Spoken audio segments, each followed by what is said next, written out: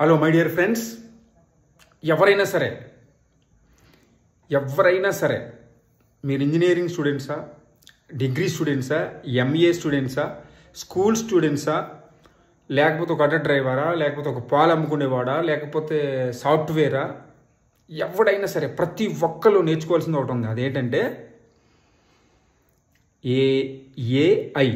AI అనే టెక్నాలజీని అందరు నేర్చుకోండి. ఆర్టిఫిషియల్ ఇంటెలిజెన్స్ అందరు నేర్చుకోండి. రానున్న 5 సంవత్సరాల్లో అంటే 2030 కల్లా ఏఐ అనే టెక్నాలజీ ప్రపంచాన్ని ఏలుతుంది. ఆర్టిఫిషియల్ ఇంటెలిజెంటే ప్రపంచాన్ని ఏలబోతుంది.